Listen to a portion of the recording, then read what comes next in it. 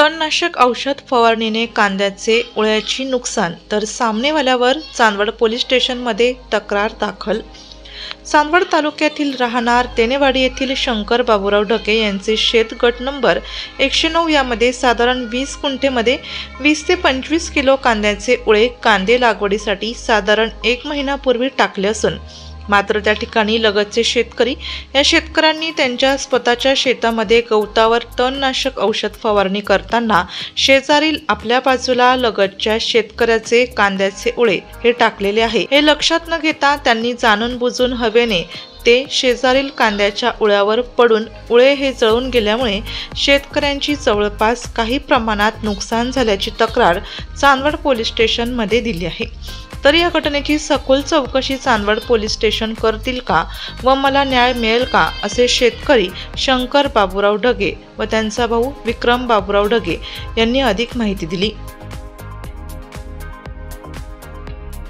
काय सांगाल तुम्ही आज या तुमच्या शेतामध्ये जे कांद्याच्या उळ्यावर काय काय उळ मरी गेलं, काय संदर्भात? माझे नाव शंकर बाबूराव ढगे। मी माझ्या या शेतामध्ये साधारणतः 20 गुंठ्याच्या आसपास शेत आहे। तिथे मी उळं टाकलं कांदा बियाणे।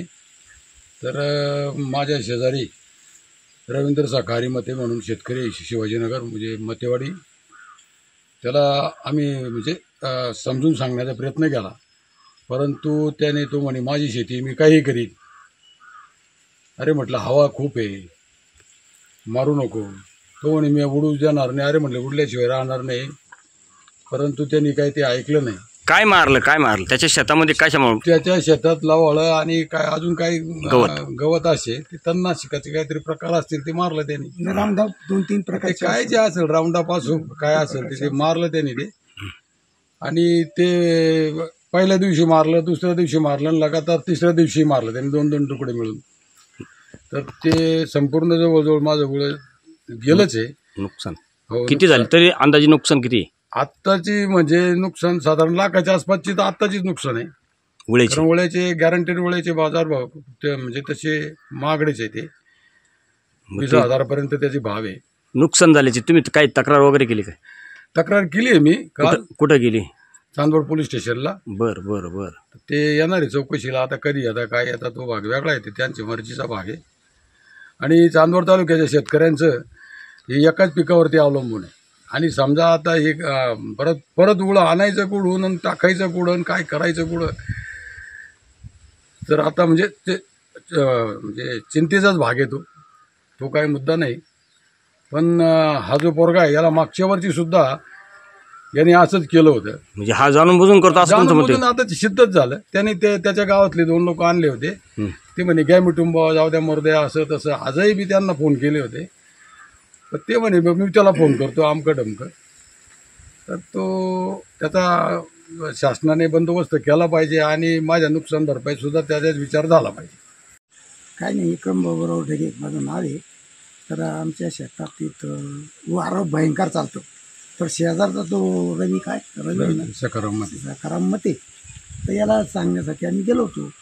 तर मग तो काय ऐकायच्याच मार्गाने नव्हता, वारात तुफान चालू होतं, काहीतरी यागानं चालू होतं वारं। तर आता शेजारी 1 फुटाचा अंतर आहे बांधाचा, तेव्हा त्याला म्हणलं हो ते सर्टिफिकेट होईल त्याच्यावर काहीतरी, आणि झालंच आहे। हां झालाच आहे। तर त्याला आम्ही काय केलं? त्याने केलं काय? त्याला राऊंडअप 2-3 प्रकारचे औषध आता दुकानदार देत असत्या, तर येणं खात्मा होऊन जाईल बा। सांगा ते गवत मरून गेलं तेव्हा इकडे याच्यावर उडलं हे राहील का म्हणून त्याला ताकीद दिली। मग भाऊन आता ते शेत कंप्लीट द्यायला वाटतं पोलीस स्टेशनला। किती नुकसान झाले साधारण तुमच्या? साधारण तरी लाखाच्या आसपास नुकसान। ती पुढची जर म्हणली कांदे तर 5 लाखाचे जवळजवळ त्याच्यातून आपल्याला उत्पन्न घडलं असतं। म्हणजे शेवटपर्यंत कांदे 5 लाखापर्यंत 6 लाखापर्यंत तेवढं उत्पन्न झालं असतं। पण ते चुकीचं काम केलं ना त्यानं। असं नाही करू। शेजारचं जरी माणसं असलं ना, शेजारच्या माणसाची कधी बी दखल घेतली पाहिजे ना। ते दखलच घ्यायला काही नाही, जोरात बोलायचं, रिटून बोलायचं, हे चांगलं नाही ना हो साहेब। असं काय नाव तुमचं? माझं विक्रम बाबूराव ढगे।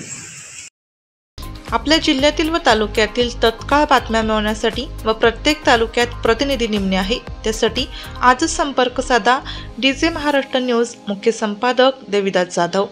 संपर्क 9822 49 99 40 89 83 1504 07.